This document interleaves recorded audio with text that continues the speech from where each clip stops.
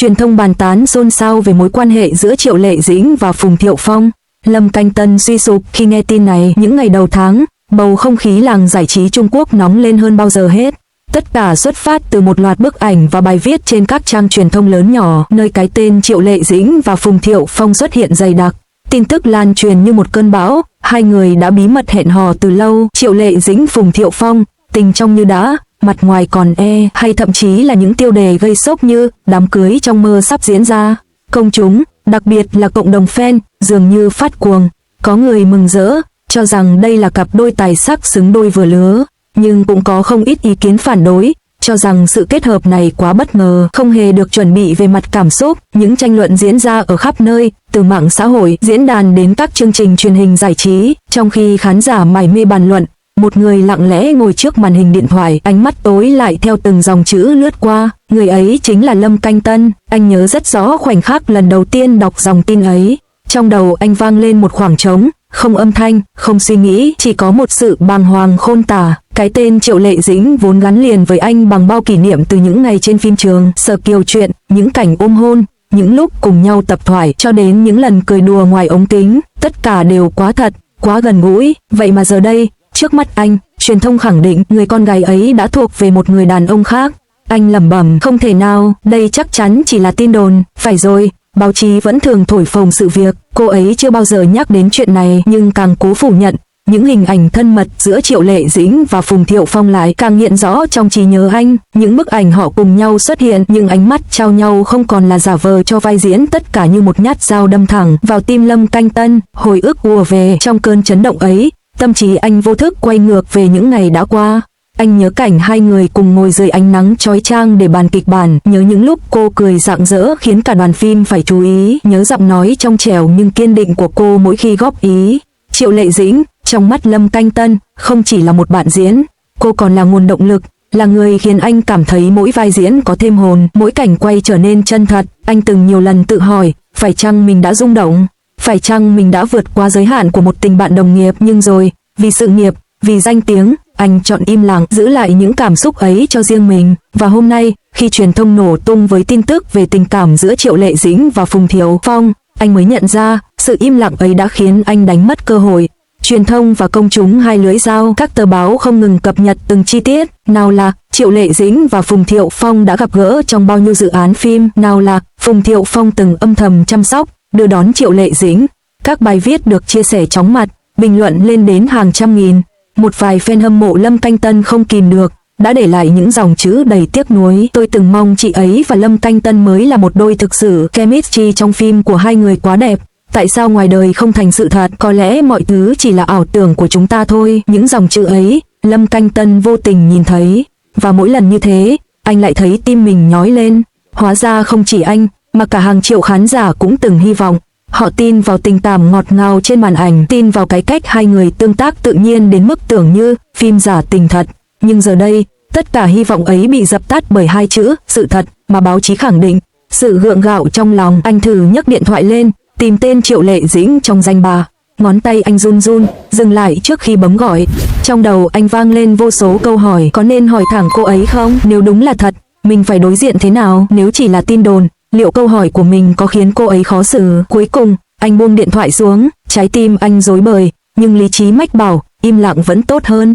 Anh sợ một lời xác nhận, sợ một cái gật đầu từ phía Triệu Lệ Dĩnh sẽ phá vỡ chút niềm tin mong manh còn sót lại trong anh. Đêm hôm ấy, Lâm Canh Tân không ngủ, anh ngồi trước cửa sổ, ánh trăng nhàn nhạt rọi xuống, nhưng trong lòng anh là một mảng tối vô tận. Ngoài kia, cả thế giới đang bàn tán, hò reo, chỉ riêng anh cảm thấy như bản thân vừa đánh mất điều quan trọng nhất trong đời. Sau đêm mất ngủ, đôi mắt Lâm Canh Tân đỏ hoe, nhưng trong đầu anh vẫn quay cuồng. Tin tức về Triệu Lệ Dĩnh và Phùng Thiệu Phong tiếp tục phủ kín mọi trang báo. Càng né tránh, anh càng vô tình bắt gặp, cứ mở điện thoại, lướt mạng xã hội, là hình ảnh họ lại hiện ra, ngập tràn trong từng dòng chữ, từng bức ảnh. Anh tự hỏi, mình đang ghen sao, hay chỉ đơn giản là không cam lòng? Tại sao tin tức của cô ấy lại khiến mình suy sụp đến vậy? Không ai trả lời, chỉ có một khoảng lặng mênh mông bủa vây, cảm giác như anh vừa đánh mất thứ gì đó vốn chưa từng thuộc về mình. Nó không rõ ràng, nhưng đau đớn đến tột cùng, ký ức ngọt ngào, trí nhớ anh không ngừng gợi lại từng chi tiết nhỏ về Triệu Lệ Dĩnh. Anh nhớ cái ngày mưa rả rích, cả đoàn phim phải tạm ngừng quay. Cô cười tươi, che ô cho anh, dù bản thân cũng ướt sũng. Anh nhớ những buổi tối cả hai cùng học thoại, cô kiên nhẫn góp ý từng câu, từng ánh mắt. Anh nhớ có lần cô ngồi dựa lưng vào ghế, khẽ ngủ gật, mái tóc rối xõa trên vai, khoảnh khắc ấy khiến tim anh rung động mãnh liệt. Mỗi kỷ niệm ùa về như một thước phim tua chậm, khiến lòng anh thêm rối bời. Nếu ngày đó anh đủ can đảm nói ra cảm xúc của mình, liệu bây giờ mọi chuyện có khác? Nỗi giằng xé trong anh, hai luồng suy nghĩ trái ngược đấu tranh dữ dội. Một bên thì thầm, hãy buông đi, cô ấy đã chọn con đường của mình, đừng tự làm khổ bản thân nữa. Nhưng bên kia lại gào thét, không, tình cảm này đâu phải ảo giác, những gì hai người trải qua, những ánh mắt, nụ cười, chẳng lẽ tất cả đều vô nghĩa? Anh đi đi lại trong phòng, tâm trí rối như tơ vò. Anh từng là một người đàn ông mạnh mẽ, quyết đoán trên phim trường. Thế mà bây giờ, chỉ một tin tức lại khiến anh trở nên bất lực, yếu đuối như chưa từng có. Những đêm dài cô độc, ngày nối ngày trôi qua, dư luận vẫn ồn ào, còn anh chìm sâu vào khoảng lặng. Đêm nào cũng thế, anh ngồi trước bàn làm việc, nhìn chằm chằm vào màn hình điện thoại.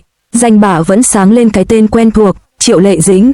Anh không dám bấm gọi, cũng chẳng dám xóa đi. Nhiều lần, anh viết tin nhắn, em có ổn không? Tin tức ngoài kia có đúng không? Anh thật sự muốn biết câu trả lời từ em, nhưng rồi, anh lại xóa đi tất cả. Anh sợ hãi phải nghe thấy sự thật từ chính miệng cô. Cái im lặng này, dẫu dày vò, vẫn khiến anh còn một chút hy vọng mong manh. Suy sụp tinh thần, công việc cũng bị ảnh hưởng nặng nề. Trong những buổi họp kịch bản, anh ngồi thẫn thờ, không tập trung. Đồng nghiệp phải gọi tên nhiều lần anh mới giật mình đáp lại. Đạo diễn lo lắng, bạn bè khuyên nhủ, nhưng chẳng ai hiểu được nỗi đau anh đang mang. Một buổi tối, khi cả thành phố đã chìm vào giấc ngủ, anh ngồi một mình trên ban công, chai rượu sóng sánh trong tay, ánh đèn đường hắt lên gương mặt mệt mỏi, đôi mắt vằn đỏ vì thiếu ngủ. Anh uống từng ngụm, vị đắng cay của rượu hòa lẫn với vị mặn nơi khóe mắt. Anh thì thầm, như nói với chính mình, cũng như gửi vào khoảng không vô tận. Lệ Dĩnh, em biết không, anh đã từng nghĩ, nếu có một ngày anh dũng cảm, mọi thứ sẽ khác. Nhưng bây giờ thì muộn rồi. Khoảnh khắc tự vấn. Đêm ấy, gió thổi mạnh, tạt tung rèm cửa. Lâm Canh Tân nhìn vào gương, thấy một phiên bản khác của chính mình, tiều tụy, cô độc và đầy tổn thương. Anh tự hỏi mình là ai, là một nam diễn viên nổi tiếng, hay chỉ là một kẻ hèn nhát trong tình yêu? Sự đối lập ấy khiến anh đau đớn gấp bội. Ngoài kia, khán giả vẫn ngưỡng mộ anh, vẫn xem anh là thần tượng. Nhưng bên trong, anh biết mình chẳng khác gì một kẻ thua cuộc.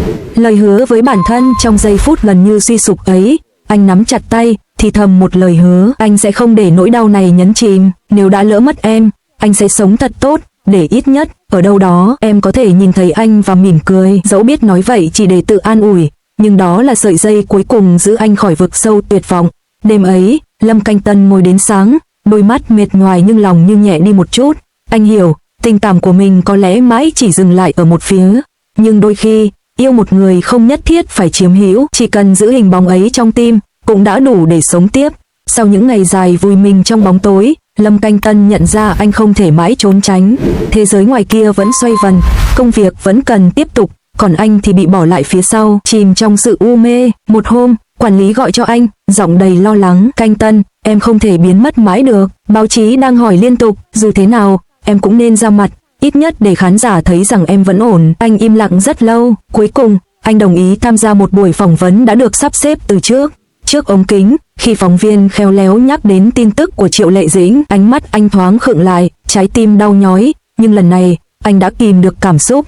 Anh nở một nụ cười nhẹ, cô ấy luôn là một người đồng nghiệp tuyệt vời, tôi chúc phúc cho hạnh phúc của cô ấy. Câu trả lời ngắn gọn, bình thản, nhưng để nói ra được, anh đã phải dồn nén toàn bộ sức mạnh, học cách chấp nhận. Đêm hôm đó, khi một mình trở về căn hộ, Lâm Canh Tân bật tivi, hình ảnh anh trên bản tin hiện lên, kèm theo những bình luận tích cực. Anh ấy thật sự trưởng thành, cách trả lời quá điềm tĩnh, đúng mực. Lâm Canh Tân vẫn giữ phong độ, dù có chuyện gì xảy ra. Đọc những dòng ấy, anh bỗng thấy nhẹ nhõm, dù bên trong vẫn còn tổn thương, nhưng ít nhất anh đã không để nỗi đau cá nhân phá hỏng hình ảnh của mình. Anh ngồi lặng trước cửa sổ, nhìn thành phố sáng đèn, khẽ thở dài, có lẽ chấp nhận mới là cách duy nhất để giải thoát. Sau nhiều tuần, anh bắt đầu trở lại guồng quay công việc. Những buổi tập luyện, đọc kịch bản, quay phim tất cả giúp anh bận rộn hơn, không còn chìm mãi trong ký ức. Bạn bè thân thiết cũng chủ động kéo anh đi chơi, đưa anh ra ngoài gặp gỡ nhiều người mới. Dù lúc đầu anh còn gượng gạo, nhưng dần dần, anh học được cách cười tự nhiên hơn.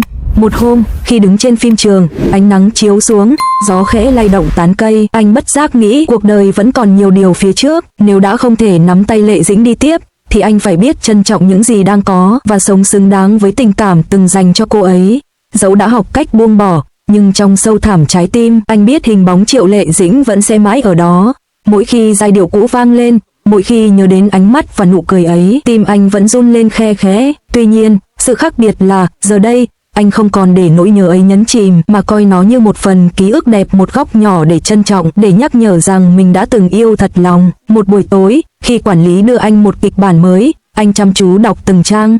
Đây là câu chuyện về một người đàn ông mạnh mẽ nhưng tổn thương, dần tìm lại chính mình sau biến cố. Anh mỉm cười, phải chăng đây chính là định mệnh? Lần này, anh sẽ diễn bằng tất cả trải nghiệm, tất cả nỗi đau và sự trưởng thành của chính mình. Ánh mắt anh rực sáng, dù trong tim vẫn còn những khoảng trống, nhưng anh đã có đủ dũng khí để bước tiếp. Đêm cuối cùng của hành trình tự chữa lành, anh viết vào nhật ký: Triệu Lệ Dĩnh, cảm ơn em, dù em không thuộc về anh, nhưng em đã cho anh biết thế nào là yêu. Nhờ em, anh mới hiểu được rằng tình yêu đôi khi không phải là nắm giữ mà là học cách buông tay và chúc phúc. Anh gập cuốn sổ lại, ngẩng đầu nhìn bầu trời đầy sao. Trong đôi mắt ấy không còn u tối mà là sự bình thản, một sự bình thản của người đàn ông đã dám đối diện, đã dám chấp nhận và đã tìm thấy chính mình.